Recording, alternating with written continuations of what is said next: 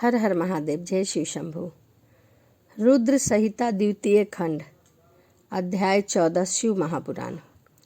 दक्ष की 60 कन्याओं का विवाह। दक्ष और वीरनी के यहाँ देवी शिवा का अवतार। दक्ष द्वारा उनकी स्तुति तथा सती के सद्गुणों एवं चेष्टाओं से माता पिता की प्रसन्नता। ब्रह्मा जी कहते हैं, देवर्षि, इसी समय दक्ष के इस बर्ताव को जानकर मैं भी वहाँ पहुँचा और पूर्ववंत उन्हें शांत करने के लिए संतावना देने लगा। तुम्हारी प्रसन्नता को बढ़ाते हुए मैंने दक्ष के साथ तुम्हारा सुंदर स्नेहपूर्व संबंध स्थापित कराया। तुम मेरे पुत्र हो, देश मुनियों में श्रेष्ठ और संपूर्ण देवताओं के प्रिय हो। प्रेम से तुम्हें देखकर मैं भी अपने स्थान पर आ गया। उसके पश्चात प्रजापति दक्ष ने मेरी अनुनय से अपनी पत्नी के गर्भ से 60 सुंदर कन्याओं को जन्म दिया और आलस्य से रहित हो धर्म आदि के साथ उन सब का विवाह करा दिया। मुनीश्वर, मैं उसी प्रसंग को बड़े प्रेम से कह रहा हूँ, सो सुनो। दक्ष ने अपने 10 कन्या विधि पूर्वक धर्म को ब्याह दी। 13 कन्या कश्यप मुनि को दे दी। 27 कन्याओं का विवाह चंद्रमा के साथ करा दिया। बहुपुत्र अंगिरा तथा कृशासन और उनके 2-2 कन्याओं दे दिए। शेष 4 कन्याओं का विवाह उन्होंने तार्क्ष के साथ करा दिया। इस सब की संतान परंपराओं से 3 लोक भरे पड़े हैं। विस्तार भय से उनका वर्णन किया जाता है। कुछ लोग शिवा या सती को दक्ष की ज्येष्ठ पुत्री बताते हैं, दूसरे लोग उन्हें मंझली पुत्री कहते हैं तथा कुछ लोग सबसे छोटी पुत्री मानते हैं।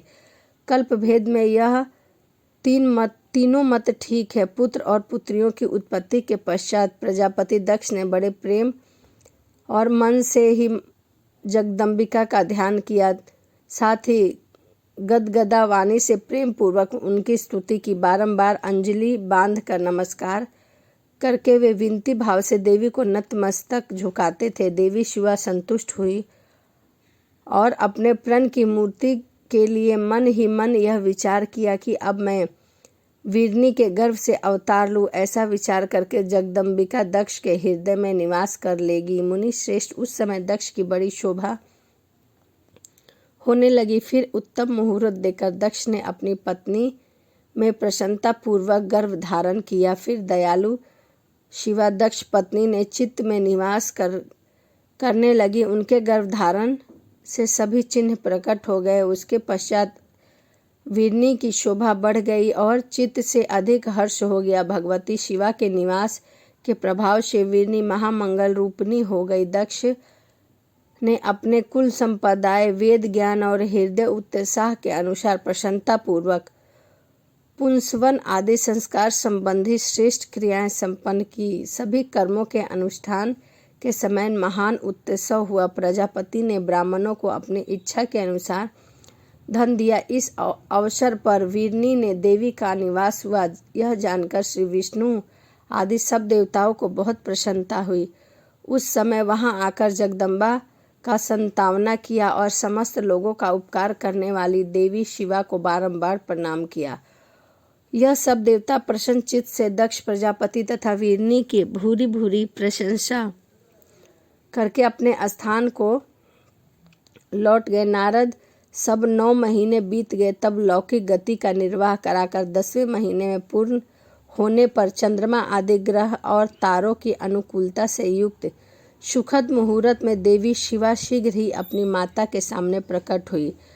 उसकी अवतार लेते ही प्रजापति दक्ष बड़े प्रसन्न हुए और महान तेज से देवीप्यमान देवी को देखकर उनके मन में यह विश्वास हो गया कि साक्षात वे शिवा देवी मेरी पुत्री के रूप में प्रकट हुई है। उस समय आकाश में फूलों की वर्षा होने लगी और मेघ से जल बरसने लगा। मुनीश्वर, शिवा के जन्म लेते ही संपूर्ण दिशा में तत्काल शांति छा गई। देवता आकाश में खड़े होकर मांगलिक बजाने लगे। अग्निशालाओं की बुझी हुई अग्नि सहता प्रज्वलित हो गई और सब परम मंगलमय हो गए। वीरनी के गर्भ से साक्षात जगदम्बा प्रकट हुई। यह देखकर दक्ष ने हाथ जोड़कर नमस्कार किया और भक्त भाव से उनकी स्तुति की।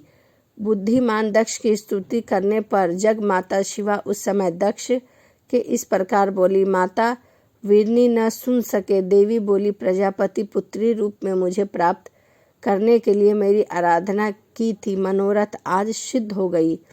तुम कुछ तपस्या के करो। ऐसा कहकर देवी ने अपनी माया से शिशु रूप धारण कर लिया और शिशु का भाव प्रकट करती हुई वहां रोने लगी। बालिका का रुदन सुनकर सभी स्त्रियां दासी बड़े वेग और प्रसन्नता पूर्वक वहां आ गई। पुत्री का अलौकिक रूप देखकर सभी स्त्रियों को बड़ा हर्ष हुआ। उस नगर में उस समय सब जय जयकार करने लगे। गीत और वाद के साथ बड़ा भारी उत्सव होने लगा। पुत्री का मुख देखकर सबको बड़ी प्रसन्नता हुई। दक्ष ने वैदिक और कुलोचित विधि पूर्वक अनुष्ठान किया, ब्राह्मणों को दान दिया, गान और नृत्य होने लगे। भली भांति सभी मांगलिक कृतियां बजने लगी। कुछ समय बाद दक्ष के समस्त सद्गुणों की सत्ता से प्रशंसित होने वाली अपनी उस पुत्री का नाम प्रसन्नता पूर्वक उमा रखा।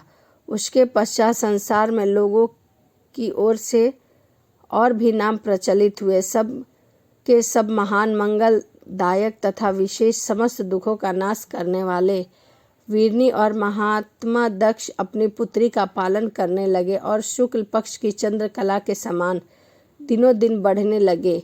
उत्तम गुण उसमें सभी तरह के प्रवेश करने लगे। उसके बाल चंद्रमा में भी समस्त मनोहरी कलाएं प्रविष्ट होने लगी। दक्ष कन्या सखियों के बीच बैठी रहती, अपने भाव से निमग्न होती, तब भगवान शिव की मूर्ति को चित्रित करने लगती थी। मंगल में सती जब उचित सुंदर गीत गाती तो हर एवं रुद्र नाम लेकर भगवान शिव का स्मरण किया करती थी और ओम नमः शिवाय कहा करती थी।